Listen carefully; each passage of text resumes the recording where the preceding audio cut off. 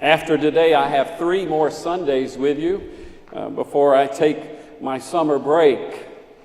And someone asked me to preach my coffee bean sermon before I left, and I checked my files and saw that it had been a while since the coffee bean sermon had seen this sanctuary. I think 7 years ago, I preached it in 2009. In fact, it's even been longer since it's seen this sanctuary, because in 2009 we were worshiping in the social hall because the sanctuary was being renovated that year. So here's the coffee bean sermon. But first, I need to check and make sure everyone has a coffee bean. It's very important. Does everyone have one? Good. It's important that everyone has one of these coffee beans, because this is no ordinary coffee bean. These coffee beans arrived from New York City this past Friday, and we opened them today. And I encourage you to take your bean and smell it. You are holding in your hand the most expensive coffee in the world. There is only a couple of thousand pounds of this coffee that comes up in the world market every year. It's called Kopi Luwak coffee, Kopi, K-O-P-I, Luwak, L-U-W-A-K. It's supposed to be the most exquisite, the most exotic, the most expensive coffee on the planet. If you're lucky enough to find Kopi Luwak coffee, it would cost you $300 a pound. They sell this coffee by the ounce, the only coffee that I know of that's sold by the ounce. You have one of these beans. Unfortunately, the only way you could get a taste of this coffee, besides putting the bean in your mouth, which I encourage you to do, but the only way you could taste this coffee in its liquid form is if you all would pool your beans together. So you won't get it in liquid form, but go ahead and smell and taste your coffee bean.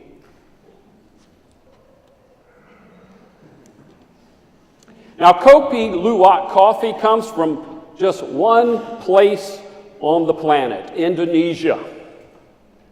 It comes from the Indonesian island of Sumatra, the 6th largest island in the world. Kopi is the Indonesian word for coffee. Luwak is the word for a cat-like animal that acts more like the American raccoon. It only comes out at night. It's nocturnal. It has a long tail and looks like a cross between a cat, a raccoon, and a possum. This raccoon-like cat is said to be the Juan Valdez of the animal kingdom. And when someone told me that many years ago, I imagined that this Luwak must have been a wonderful sniffer. It must sniff out the coffee cherries, the coffee beans, and then it leads people to them or something. Or maybe this fantastic kitty cat delicately paws its way through the ground searching for coffee beans. I just realized it's funny that we did cats today, isn't it? For God on Broadway. But no, that's not it at all. That's not why it's called Kopi Luwak. The Juan Valdez of the animal kingdom has a most interesting story. When the Luwak comes out at night, it eats cherries, coffee cherries. Now, what's interesting is that the Luwak will only eat the ripest and the reddest coffee cherries. It will wander all over the island to find the perfect coffee cherries. It would rather starve to death than eat a Kona coffee bean or a Blue Mountain coffee bean. It will pick the most perfect coffee beans.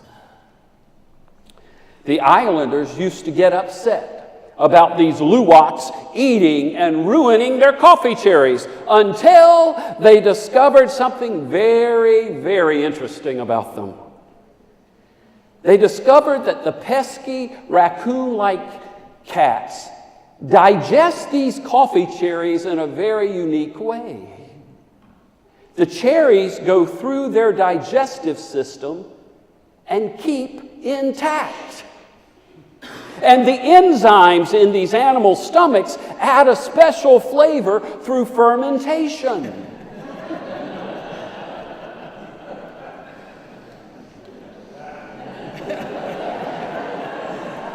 You see, what makes these coffee beans so special is not only where they come from, but how they are processed.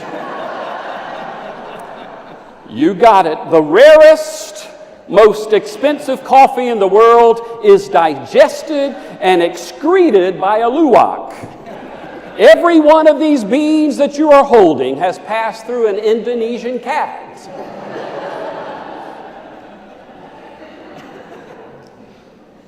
The islanders now love these animals. The cats even deposit their droppings all in the same spot, making the coffee beans easy to collect. Isn't it amazing how God works? The best, rarest, most expensive coffee in the world is cat poop.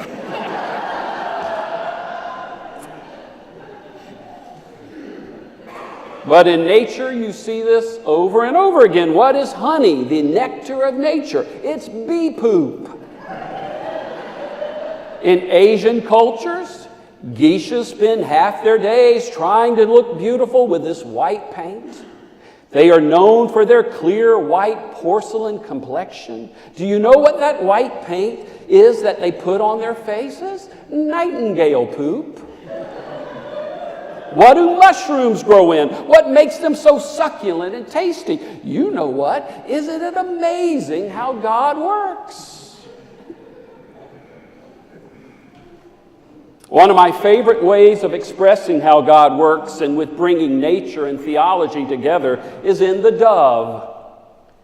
The dove is a poetic name for a trash bird called a pigeon. And God chose as a symbol of the Holy Spirit a trash bird. We prettify it by calling it a dove, but it's really a pigeon. Jesus had a mustard seed. We have a coffee bean, but the whole gospel is right there. For the good news is that God helps us turn our wastes, the crap in our lives, and turns it into something valuable, turns it into something meaningful, turns our trash into treasure.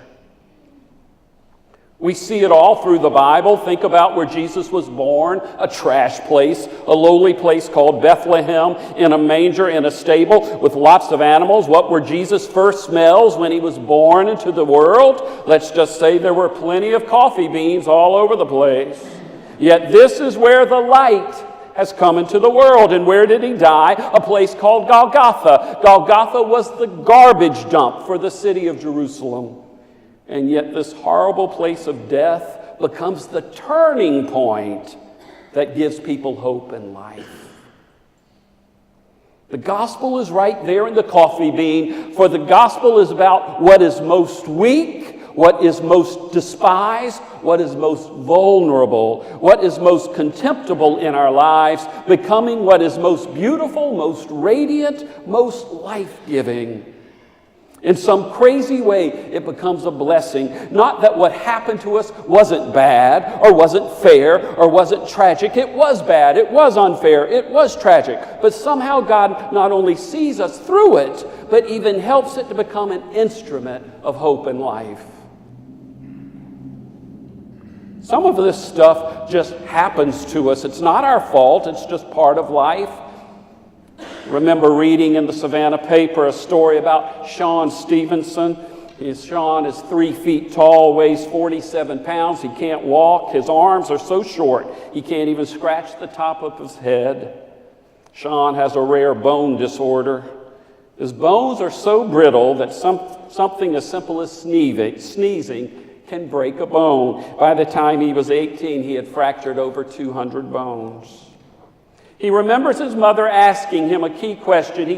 She said, would he regard this condition as a curse or a gift? It was up to him. And Sean says, I started to realize that this pain is going to be with me periodically in my life, and I had to deal with it, but I could use it to my advantage by understanding that everyone goes through pain.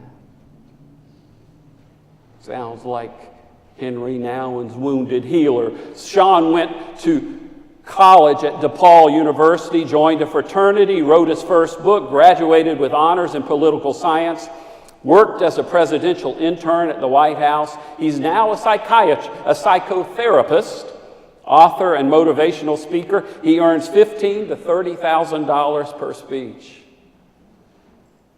He says, a lot of times people ask me, if you could wake up tomorrow and didn't have your disability, wouldn't that be great?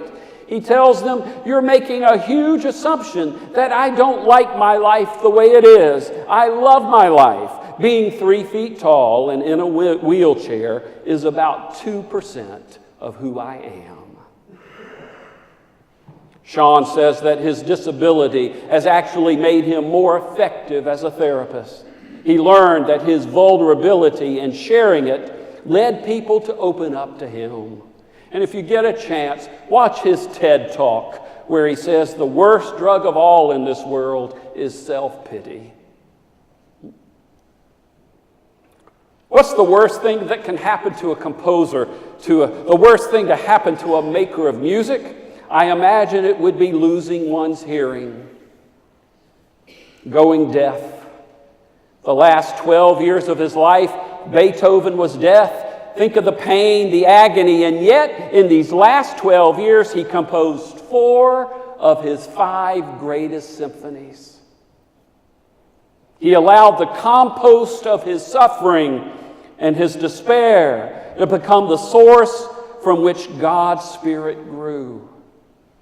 He allowed the crap in his life to become the nurturing source out of which God's Spirit grew. And some of the most beautiful music was written. Treasure from trash. And so there's the crap in life that happens to us that can be transformed, but we also create crap in life, don't we? Our stuff that's our own fault, our own doing. The good news is that God can help transform that crap too.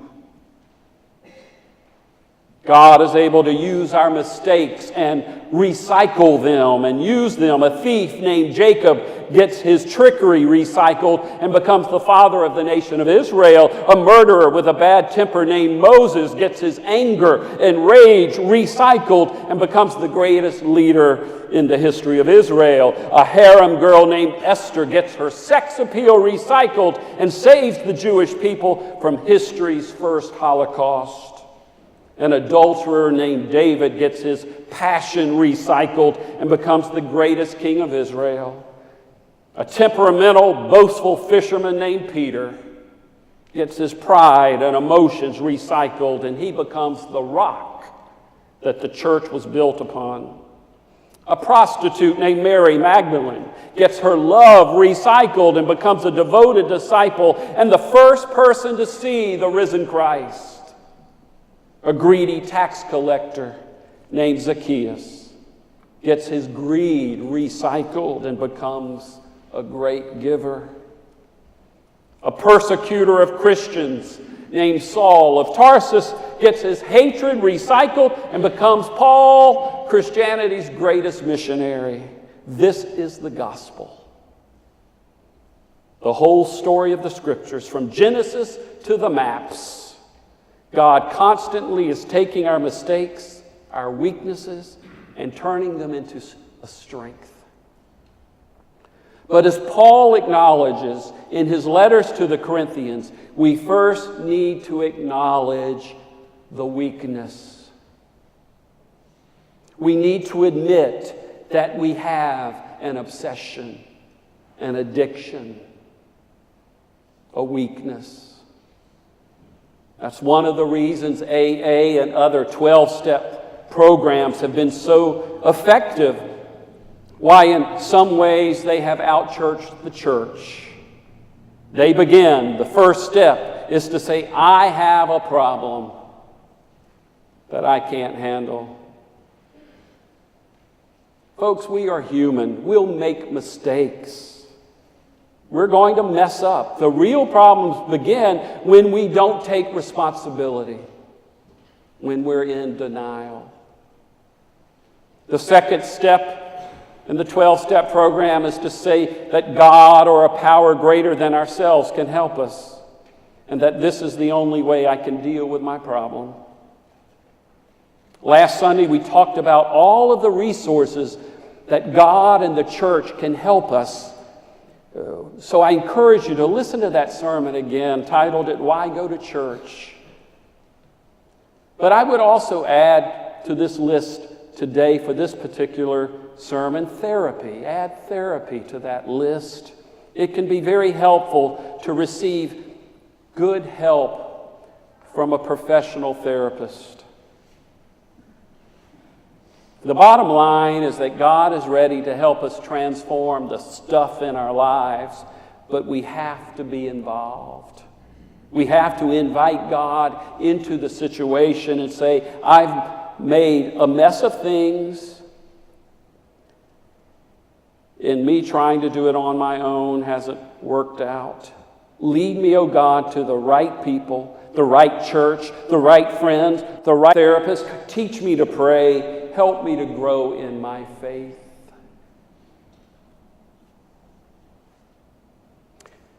I've often wondered about Judas Iscariot. Had he not taken his own life?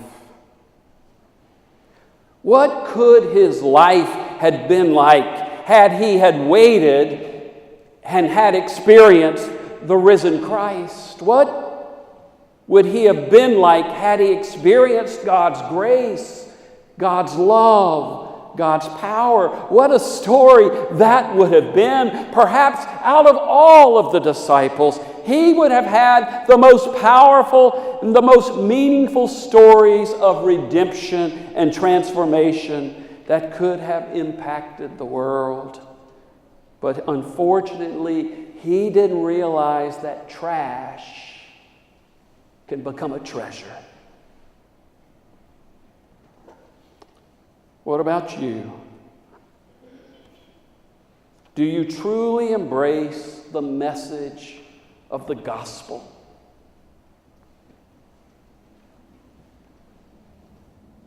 I have a confession to make. The coffee bean you have is really not a Kopi Luwak coffee bean. Do you think my wife would let me spend $300 for a pound of coffee beans?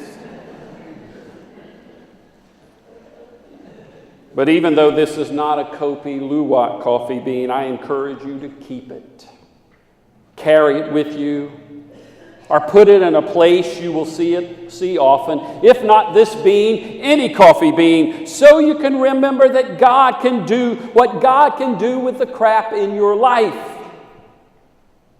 Don't waste the waste. You and God together can turn your trash into a treasure. Amen and amen.